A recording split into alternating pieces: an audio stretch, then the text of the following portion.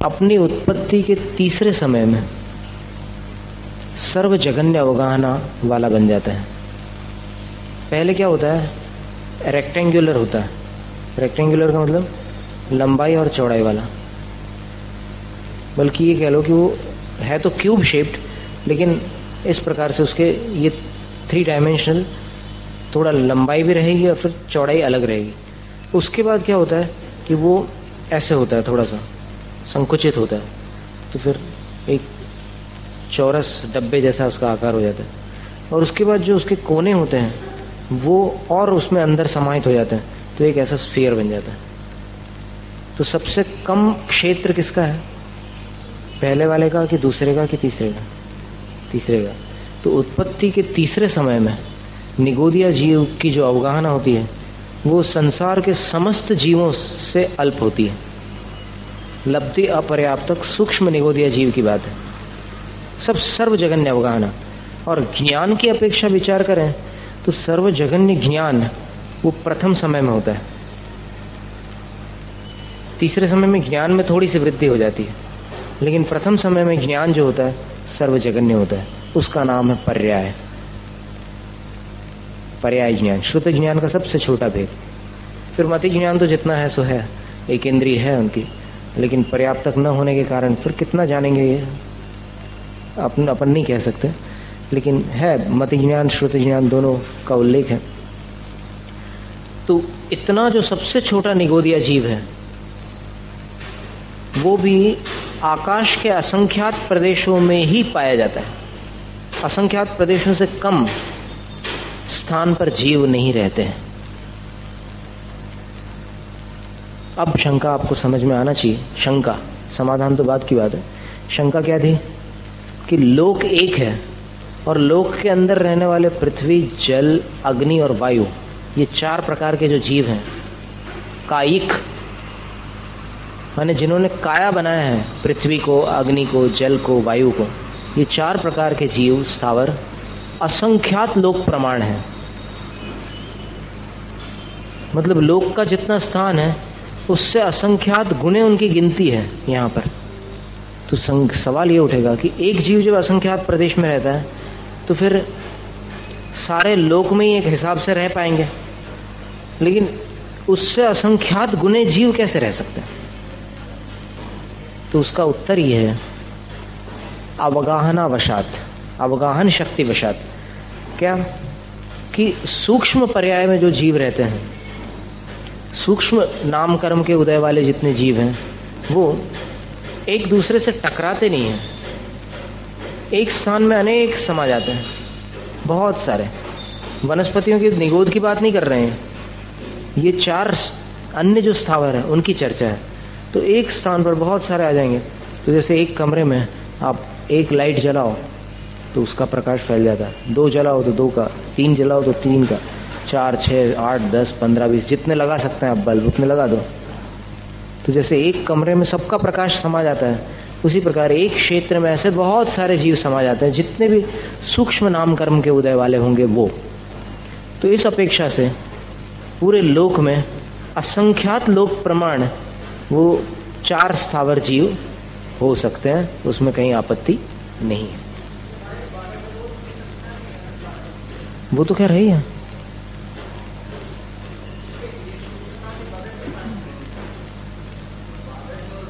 लेकिन अभी यहाँ निगोदिया की हमने चर्चा अभी नहीं छेड़ी, अभी ये शेष 4 स्थावरों की बात है। क्योंकि उसमें अगर बादर नाम कर्म वाले होंगे, क्या होता है कि बादर निगोद जो जीव हैं वो किसी वनस्पति के आश्रित रहते हैं, इतना भर अंतर है, और बाधित होते हैं, उनका मरण भी होता है। जैसे किसी ने जमी कंद को किसी प्रकार से खाने के लिए ले लिया तो फिर उसमें रहने वाले जीव मरण को प्राप्त हो जाते हैं, बाधा को प्राप्त हो जाता है। वो बादर निगोदिया जीव है। अब सूक्ष्म निगोदिया जीवों को तो बाधा हो नहीं सकती। अगर कोई मन में सोच ले कि ये, तो वो मानसिक रूप से उनकी हिंसा मन से हो सकती है, लेकिन वैसे करना मुश्किल है। या फिर हाथ पैर फटकारे कि भाई कोई सूक्ष्म जीव भी आ जाए चपेट में दुर्बुद्धिवश, तो वो भी ऐसा कर सकता है। काय योग से भी वैसे हिंसा कर सकता है।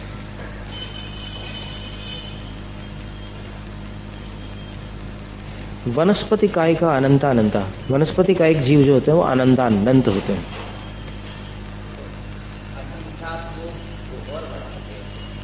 निश्चित हो गया। एक लोक में जितने प्रतिशत, क्यों नहीं?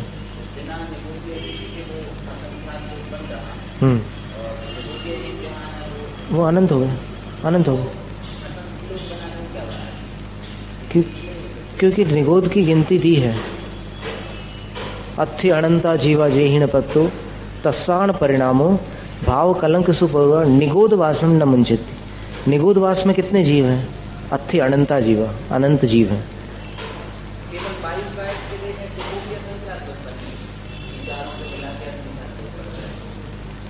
नहीं, क्यों? वायु कायिक में क्या आपत्ति है?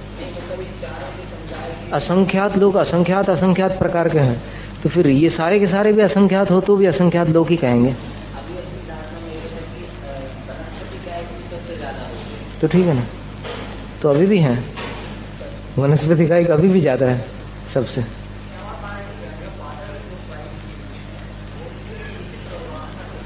क्यों नहीं?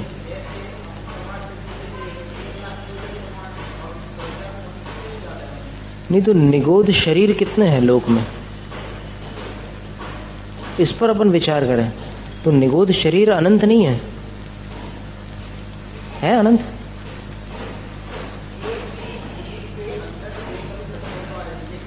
नहीं, जीव अनंत है। नहीं, निगोद शरीर का जो परिमाण दिया है गोमट सार में, क्या दिया है? खंडंडर आवासा, है ना? अयोध्या आदि का दृष्टांत दिया, जम्बूद्वीप, भरत क्षेत्र, आर्यखंड, अयोध्या नगरी और उसके अंदर रहने वाले मोहल्ले। तो ऐसे उनने विभाग किए कि एक सप्रतिष्ठित प्रत्येक वनस्पति, सप्रतिष्ठित प्रत्येक वनस्पति का मतलब यह है कि जिस वनस्पति में निगोद तिष्ठता है, प्रतिष्ठित है। जैसे मान लो उसकी पहचान बताइए, साधारण वनस्पति भी कहते हैं उसको, अनंत कायिक भी बोलते हैं, तीनों नाम एकार्थवाची। तो क्या हुआ, कोई ऐसी वनस्पति जिसमें रेशे ना हो और जिसको तोड़ने पर समभंग हो जाए, जैसे छुरी से आपने विभाग कर दिए हो किसी चीज के, वैसे ही दो विभाग हो जाए, तो ऐसी वनस्पति में निगोद की प्रतिष्ठा है। ये एक चिन्ह हो गया, जानने का उपाय। कि अब लोग भिंडी खरीदते हैं तो भिंडी खरीदते समय वो पीछे का वो ऐसे तोड़ करके खरीदते हैं। अब वहां रेशे नहीं है तो इसका मतलब ये हुआ कि वो जो अंश है उसका, वो जो हिस्सा है, जितने हिस्से में रेशों का विस्तार है वो तो अप्रतिष्ठित हो गया, वहां से निगोद राशि निकल गई। लेकिन जिन हिस्सों में वो कोमलता है या जो जो लक्षण दिए हैं उसको आप देख लीजिएगा गोमट सार में, और फिर इसमें भी आना है कार्तिकेय अनुप्रेक्षा में, तो वो जो स्थान है वो वनस्पति सब प्रतिष्ठित होती है। सब प्रतिष्ठित का अर्थ अनंत का है या साधारण वनस्पति जिसमें निगोद भी है। तो वो उसके आश्रित रहने वाला निगोद, वनस्पति के आश्रित रहने वाला निगोद, उसको बादर निगोद कहते हैं। और जो अनाश्रित है वो सूक्ष्म निगोद है, किसी के आश्रित नहीं रहता। अब होता क्या है कि वो कितना रहता है, उसका परिमाण क्या है, उसको बताने के लिए उसमें एक गाथा लिखी है। एक सुई की नोक पर वो सब प्रतिष्ठित वनस्पति का छोटा सा हिस्सा ले लो, उसमें असंख्यात लोक प्रमाण स्कंध होंगे। क्या? असंख्यात लोक प्रमाण स्कंध होंगे। और असंख्यात लोक प्रमाण स्कंधों में एक स्कंद अगर अपन पृथक करें तो एक स्कंद में असंख्यात लोक प्रमाण अंडर होंगे। फिर एक अंडर में असंख्यात लोक प्रमाण आवास होंगे। एक आवास में असंख्यात लोक प्रमाण पुलवियां होंगी और एक पुलवी में असंख्यात लोक प्रमाण निगोद शरीर होंगे। और एक निगोद शरीर में अभी तक जितने मोक्ष चले गए सिद्ध भगवान, उनसे अनंत गुने जीव होंगे। इसीलिए उस प्रश्न का समाधान हो जाता है कि भाई संसार से जीव मुक्त तो हो रहे हैं, कभी खाली हो गया संसार तो खाली होने का सवाल नहीं। आज तक जितने जीव मोक्ष चले गए हैं उनसे अनंत गुने जीव एक निगोद शरीर में है। जब एक निगोद शरीर के बराबर मुक्ति नहीं हुई जीवों की, तो असंख्यात निगोद शरीर जो सारे लोक में है उनका कैसे अंत हो सकता है? इतने जीव हैं। तो और दूसरी युक्ति देख लीजिए आप उस बात को समझने के लिए कि निगोद शरीर अनंत क्यों नहीं हो सकते। क्योंकि एक निगोद शरीर में एक जीव जितने स्थान में रहता है पूरा क्षेत्र घेर कर रहता है वो, क्योंकि शरीर एक है और जीव के प्रदेश उस पूरे शरीर में फैले हुए हैं। तो वो जीव के शरीर कितने प्रदेश में फैलते हैं?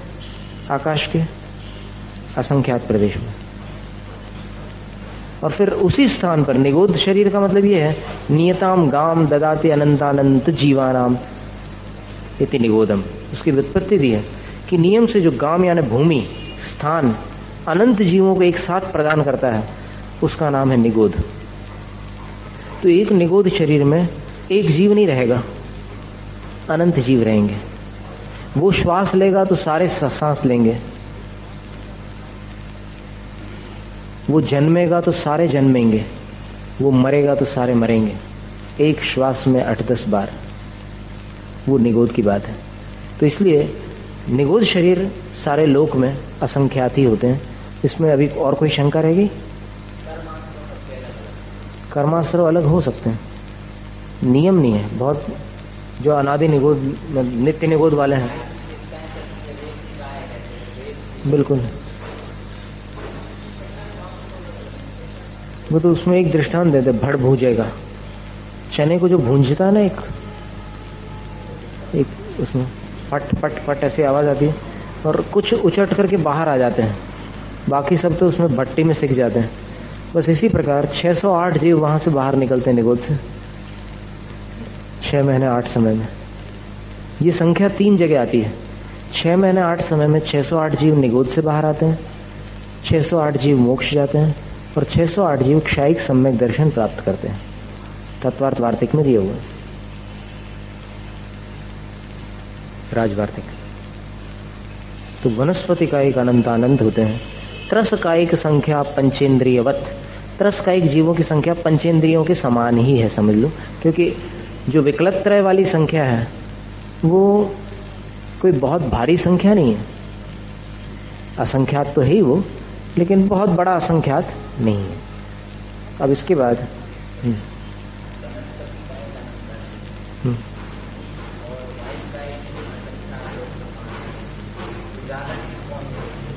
अनंत अनंत, क्योंकि असंख्यात लोक प्रमाण एक असंख्यात का भेद हुआ और अनंतानंत तो अनंत में अनंत का गुणा कर दिया, बहुत बड़ा हो गया। कायानुवाद की अपेक्षा वर्णन हो गया था। पृथ्वी का एक अप कायिक यानी जल कायिक, वायु कायिक, तेजस कायिक बीच में था। पृथ्वी, जल, अग्नि और वायु, इन 4 कायों वाले जो जीव हैं असंख्या लोका, असंख्यात लोक प्रमाण है। वनस्पति काय का अनंता अनंता, वनस्पति का एक जीव अनंतानंत है। त्रस कायिक संख्या पंचेंद्रियवत, त्रस कायिकों की जो संख्या है वो पंचेंद्रियों के समान है। और इसमें वनस्पति कायिक के बारे में ज़्यादा चर्चाएं रहती है। बादर वनस्पति, सूक्ष्म वनस्पति। अब बादर में भी फिर सप्रतिष्ठित प्रत्येक और अप्रतिष्ठित प्रत्येक। सप्रतिष्ठित प्रत्येक उसको कहेंगे जिसमें बादर निगोद की प्रतिष्ठा है, यानी प्रतिष्ठा सहिता इति सप्रतिष्ठिता। सप्रतिष्ठिता चासौ वनस्पति, सब प्रतिष्ठित वनस्पति, ऐसे भेद बनेंगे उसके। तो आगम के उल्लेखानुसार गोमटसार, जीवकांड आदि ग्रंथों में ये खुलासा मिलता है कि प्रारंभ में जब बीज से अंकुर निकलता है, जैसे बीज में वनस्पति का एक जीव आया, तब एक स्थिति बनती है। अंकुर निकलता है, थोड़ा बड़ा होता है, तब अलग स्थिति बनती है। फिर जब बड़ा पेड़ हो जाता है, उसमें रेशे और सारी चीज़ें बन जाती है, तब अलग स्थिति होती है। और फिर नए नए पत्ते जहाँ से उगते हैं, वो वाला भाग भी बादर निगोद से प्रतिष्ठित रहता है, इसलिए कोम्पल है। या फिर जैसे उसमें कार्तिकेय अनुप्रेक्षा में और आगे चल करके इसका विस्तार आने वाला है कि वो जहाँ से नया पौधा उग सकता है वो वाला भाग, जैसे गन्ने में वो जो बीच वाला गांठ का हिस्सा होता है वहाँ से नया अंकुर आ जाता है। और आलू वगैरह जो वनस्पतियाँ हैं ज़मीन के नीचे होने वाली, उसमें भी जहाँ से अंकुर उत्पन्न होते हैं वो, और इन जमीकंद वनस्पतियों में भी दोनों स्थितियाँ बन सकती हैं, सप्रतिष्ठित और अप्रतिष्ठित।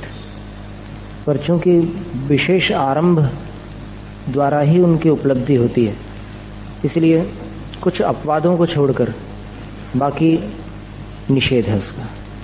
सर्वार्थ सिद्धि में तो आर्द्रक मूलानि अनंत काय व्यपदेशार्हाणि, इसी में सर्वार्थ सिद्धि में आगे चल करके न सेवनीयानि, सेवन करने योग्य नहीं, अभक्ष है। अब उसमें मूली और अदरक का नाम दिया है तो उससे और भी उसकी जैसी अन्य वस्तुएं भी ग्रहण कर ली जाती उपलक्षण से। उपलक्षण एक मूलक मार्द्राणी श्रृंगवेराणी, हाँ गिली अदरक और श्रृंगवेर, मूलक माने मूली है, और आर्द्राणी श्रृंगवेरा गीली अदरक, आदू बोलते हैं यहाँ गुजराती में, उसका निषेध किया। और क्या पूछ रहे हैं?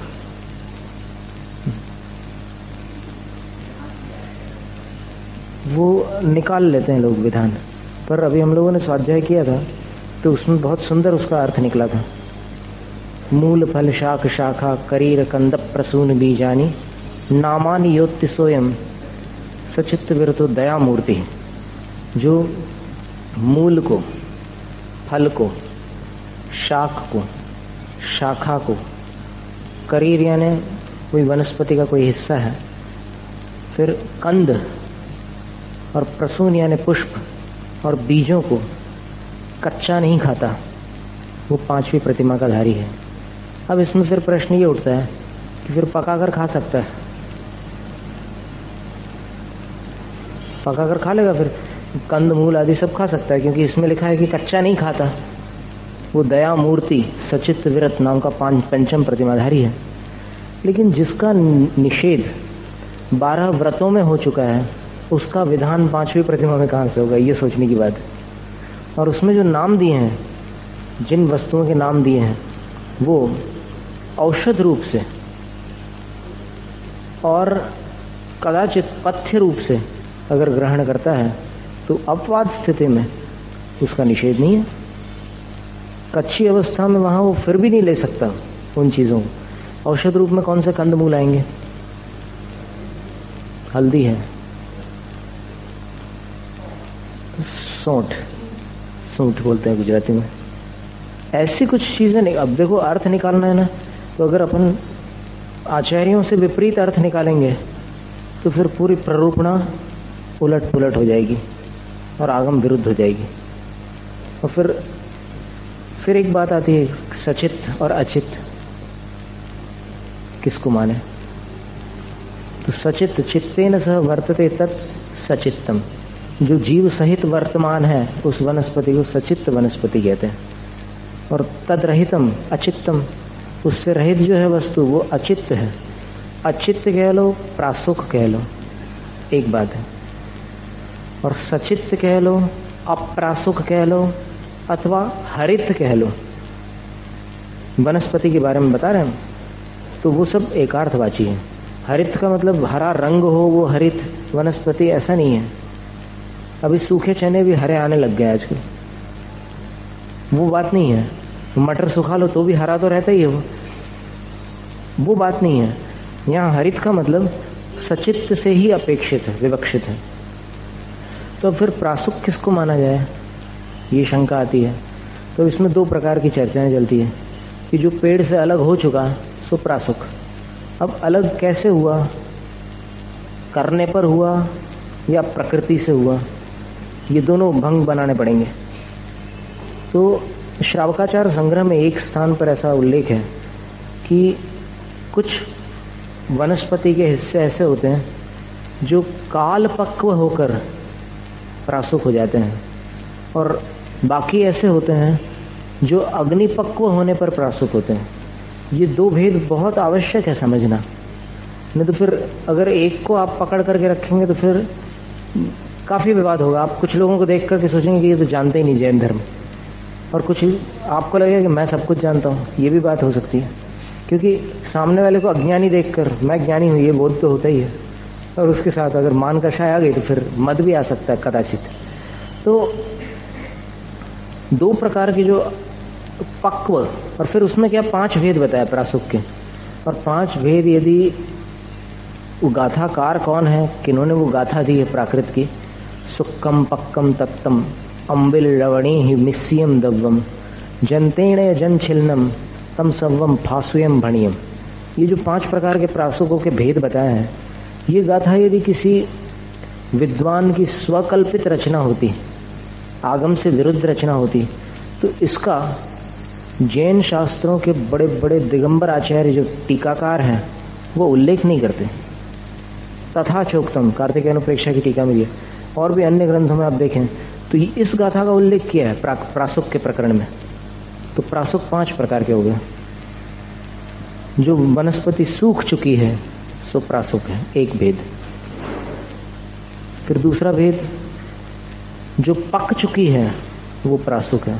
अब पक्व के 2 भेद श्रावकाचार संग्रह में, एक धर्मोपदेश पीयूष वर्ष श्रावकाचार, या ऐसा ही कोई नाम, अभी एकदम परफेक्ट तो नहीं बोल रहे हम, लेकिन श्रावकाचार संग्रह में उसका उल्लेख है। काल पक्व और अग्निपक्व, पक्व के 2 भेद किए हैं। फिर तीसरा तत्तम,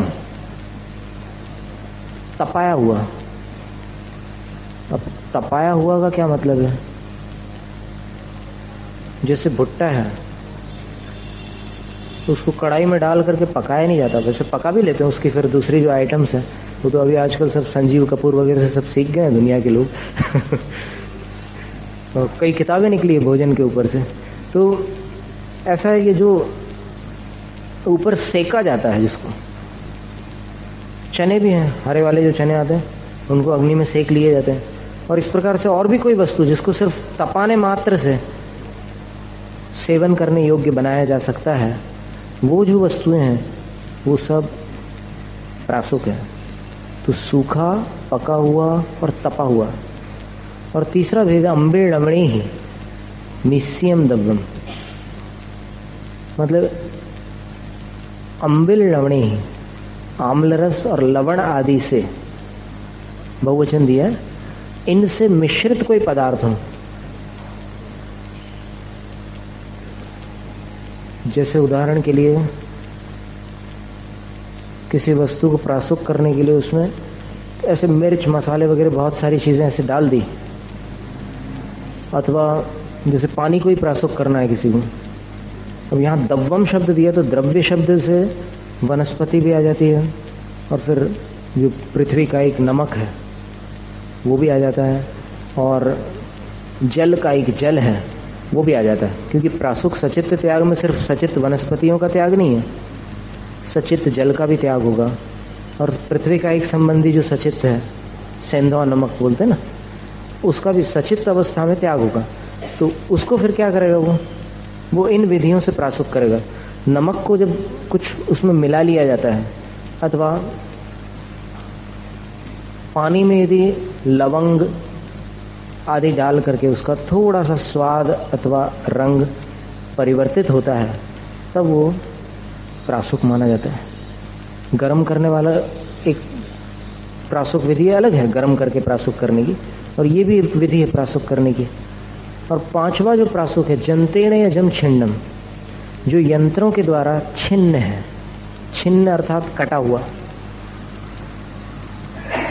अब उसको उपलक्षण मानकर छिन्न शब्द को, जो पीसा हुआ है अथवा चटनी के रूप में बनाया हुआ है, उसको भी प्रासुक माना जाएगा। और यंत्र से ये छिन्न को उपलक्षण मानकर पीलित जो होगा, जैसे किसी यंत्र में किसी चीज का रस निकाल लिया आपने, वो रस भी प्रासुक माना जाएगा।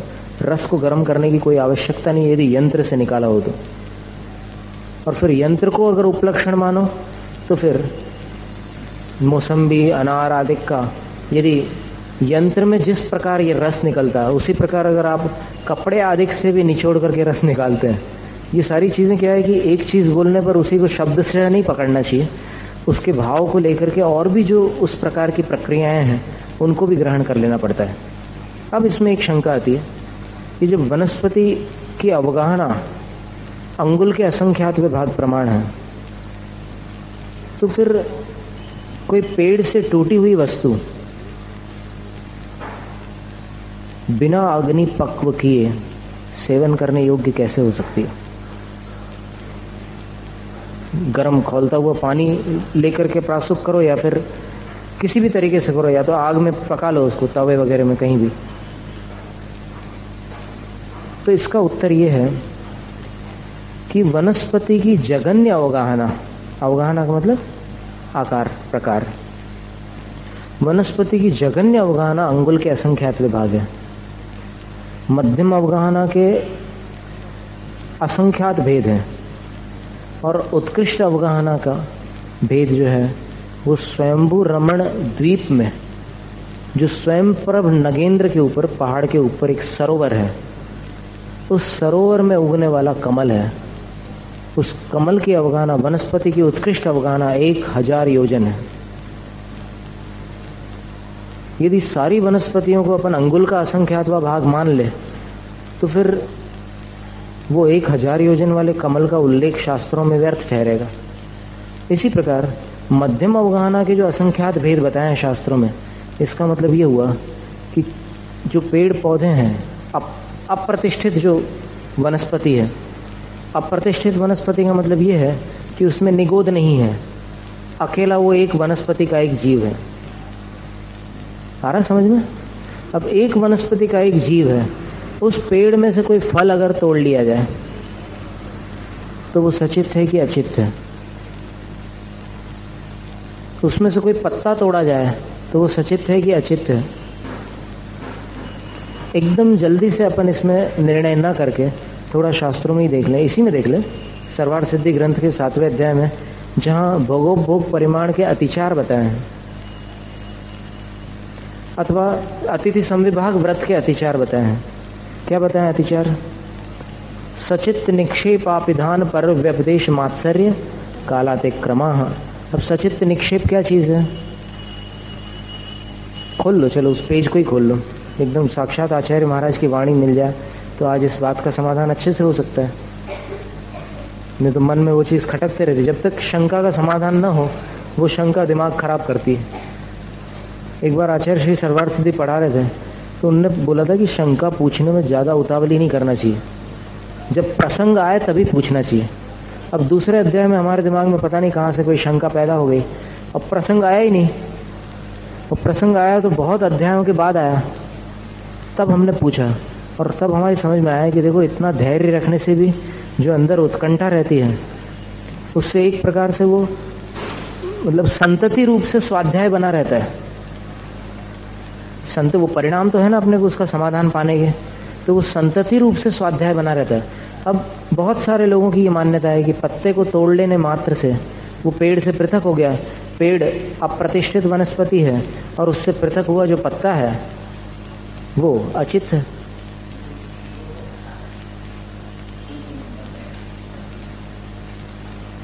यानी वो पत्ता निर्जीव है जो पेड़ से पृथक हो गया है। लेकिन अभी यहाँ पर अपन देख करके उसका समाधान निकाल लेंगे। कोई ज़्यादा कठिन नहीं, क्या अपन टेंशन में आ जाते हैं और लड़ना चालू कर देते हैं, इसी में समाधान नहीं होते। समाधान कभी भी कषाय के आसन पर बैठ करके संभव नहीं है। समाधान जिज्ञासा पूर्वक होते हैं, जानने की उत्कंठा हो। आप एक शास्त्र में नहीं मिल रहा है तो 50 शास्त्र देखो ना, कौन मना करता है? आपको अभी 5 मिनट में फैसला करने की क्या आवश्यकता है? इतनी उतावली क्यों? बिल्कुल सब आचार्यों की मान्यताओं को देखो,